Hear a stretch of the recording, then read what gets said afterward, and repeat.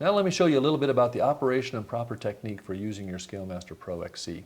First off, the 91 scales that are built in are organized into different modes. Here you see we're in the architectural mode showing a 1/4 inch scale. You can go through the various scales by just pressing the scale button.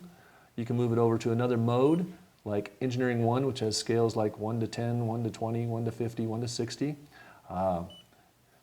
Engineering 2, which are larger scales like 1 to 300, 400, 500, 583. And custom scale mode, there's 10 custom scale registers in this device, 5 for US or imperial scales and 5 for metric scales for when you know a plan is not to scale. There's also map scales for like civil engineering and large map scale. And there's a tape scale. This is sort of a rolling ruler scale. It's a 1-to-1 measurement, so if you've got patterns or odd-shaped things you want to measure, even reaching up inside of cabinets or hard-to-reach areas, you can use this measuring wheel as a rolling ruler type of device. Next button over here is units. As you can see, the currently display is a feet-inch display. You can change that to feet and tenths, yards, millimeters, centimeters, meters, back to feet and inches.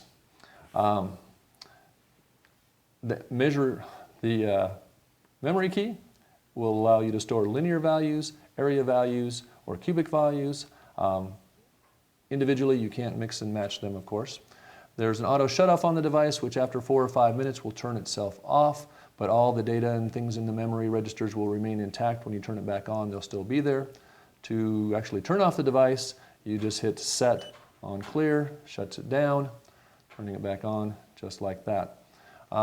Another way you're going to get better accuracy out of your ScaleMaster Pro is how you hold it and actually drive it. You hold it in an upright position like this, using the pointer right here as your alignment point for starting and stopping measurements. As you put it down, you would just make sure that there's a 0 on your display, and then start rolling forward or backwards. You see that the number is getting bigger in either case. If you find that you've rolled something twice or you've overshot a corner, you can hit the subtract button, and while that subtract icon is lit, it will be backing out whatever you're rolling. Again, in any direction it's being backed out, so be sure to turn that off once you've completed your correction.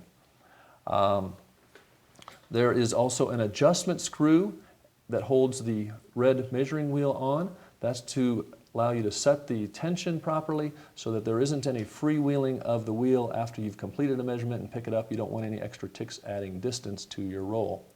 If you follow all of these guidelines, you'll tend to get an average accuracy in the 1 to 2% range.